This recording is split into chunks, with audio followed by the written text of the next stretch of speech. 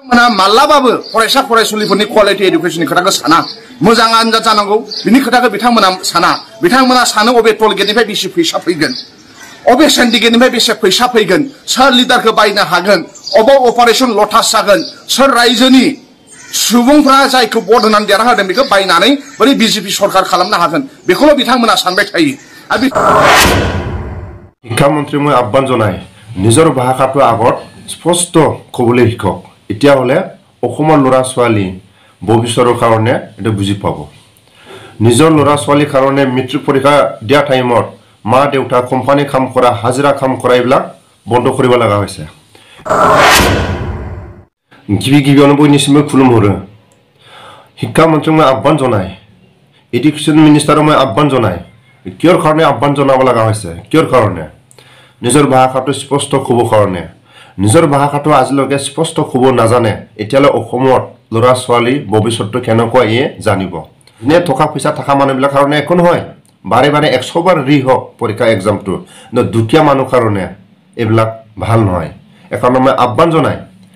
যোনে কোম্পানী কাম কৰি খোৱা মানুহ যোনে হাজিৰা কৰি প্লাই খোৱা মানুহ এইবিলাক ভৱিষ্যতটো কি হ'ব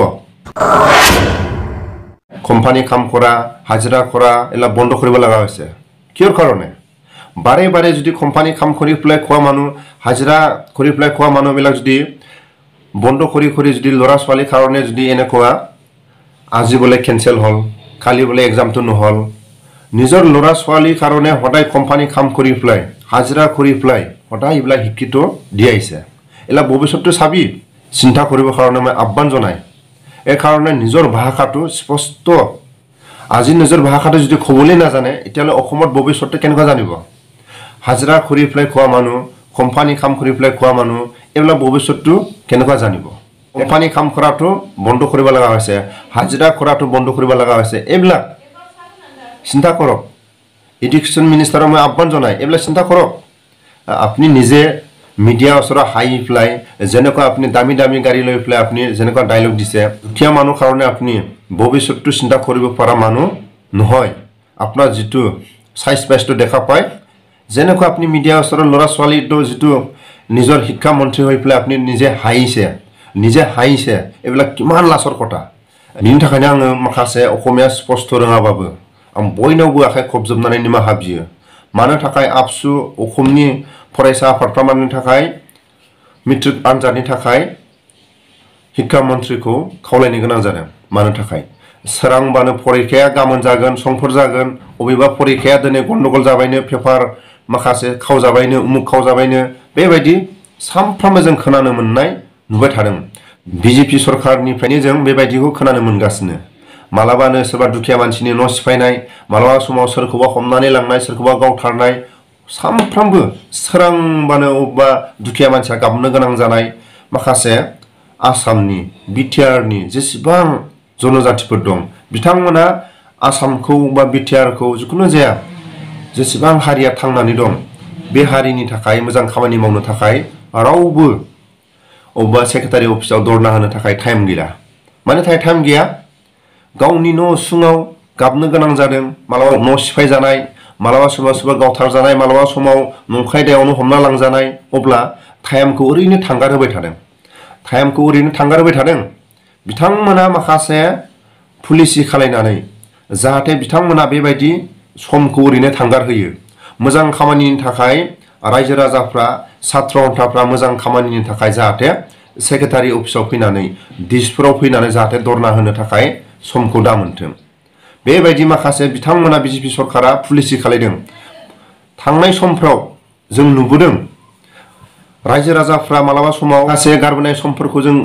नायबाय थायोबा गावनि न'निफ्रायनो ओंखारनो गिथावथाव बिजेपि सरकारनि जिबायदि आखु गावनि न' सिंनिफ्रायनो ओंखारनो गिथावथाव सोरबा दिनै अंगनाबादिफ्रा दरमा मोनैनि थाखाय धरना होबाबो हमनानै लांनाय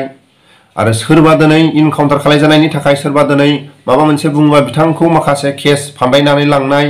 मालाबा समाव सोरनिबा न' बांखौ सिफायनाय जिखुनु जाया रायजो राजाफ्रा न' उसुंनिफ्रायनो गारनानै थांनो हायि बायदि जानानै फैदों बिनि थाखाय दिनै जों नुदों मोजां खामानिनि थाखाय गुवाहाटी डिस्ट्रिक्टआव फैनानै सोरबा आबसुआनो जा गुबुन गुबुन माखासे छात्र हन्थाफोरानो जा जिखुनु जाया रायजो राजाफ्रानो जा मोजां खामानिनि थाखाय माखासे सरकारनि सायाव माखासे खोथाफोरखौ खावलायनो थाखाय सम होआखै। सानफ्रामबो सोरांबानो गावनि न' उसुङावनो जाथाय, सोरांबानो गावनि माखासे फरायसाफोरनि जेंना, अब्ला बेसेबां दुखुनांथाव। अबे समखौ मोनदों सोरबा बर' आबसुआनो जा, गुबुन माखासे सात्र अन्थायानो जा, जिखुनु जाया बर' हारिनि मेलेमजिबिफ्रानो जा, मोजां जौगानाय खामानिफोरखौ सेक्रेटारि अफिसाव फैनानै बिसोरखौ खावलायनो थाखाय बिथांमोना सम होआखै। सोरांबानो इनकाउन्टार, सोरांबानो न' सिफायनाय, सोरांबानो सोरखौबा हमना लांनाय, सोरांबानो फरायसाफोरनि माखासे फरिखा फासयनाय, मालाबा समावनो एग्जामानो जालानो, मेट्रिक फरिखायानो जालानो, 10 जालानो, गावनि गथ' गथायनि थाखाय सोरबा हाजिरा मावनानै जाग्रा, कम्पानियाव मावनानै जाग्रा बिथांमोना गावनि गथ'फोरखौ फरिखा होनो थाखाय दोनलांनो थाखाय हाजिरा मावनाय, कम्पानियाव खामानि मावनायखौ दोनथ'नानै गावनि गथ'फोरखौ मोजांनि थाखाय बेसेबांबा गोजान साइकेलाव थिखांनानै, सोरबाया बासाव थिखांनानै गावनि गथ' गथायखौ फरिखा होनो थाखाय फरिखा होदोंमोन। बेबायदि समखौ जुदि दुखिया मानसिफ्रा बारे जुदि फरिखाया दिनै होनाय आरो गाबोन बा मास मोनसेनि उनाव बा सप्ता मोनसेनि उनाव होफिननांगौ, अब्ला हाजिरा मावनानै जाग्रा मानसिया मा जागोन? हाजिरा मावनानै जाग्रा मानसिया मा जागोन? बेफोरखौ साननाया मोजां। बिनि थाखायनो आं खावलायो, जोंनि बर' हारिनि जायफोर बर' फरायसा आफादफ्रा शिक्षा मन्थ्रिनि सायाव जेरैबायदि खावलायदों, आंनि गोसो गोरबोनिफ्राय हाजासे गोजोननाय जासिहरो। जोंनि माखासे आसामाव थांनानै थानाय हारि माहारिफोरखौ आरो बिटिआरआव जेसेबां हारि माहारिफोर दं, रावबो सोरबा इउपिपिएल सरकारानो जा, सोरबा बिजेपि सरकारानो जा, रावखौबो मोजां खामानिनि थाखाय, मोजां खामानि जौगानांगौ होननायनि थाखाय बुंनो थाखाय सरकारनि सायाव सम होआखै। सोरांबानो न' उसुङाव सोरखौबा गावनाय, सोरांबानो न' उसुङाव सोरखौ हमनानै लांनाय, सोरांबानो न' उसुङाव न' सिफायनाय, सोरांबानो बेबायदि, अब्ला मोजां खामानिनि थाखाय सरकारा सम होआखै। बेफोर गासिबो सरकारनि माखासे आदब खायदा। आंनि बुंनायफ्राव गोरोन्थिफोर जायोब्ला आखाइ खबजोबनानै आं निमाहा बियो, उनावबो निमाहा मोनगोन होननानै आसा खालामो। गोजोन्थों।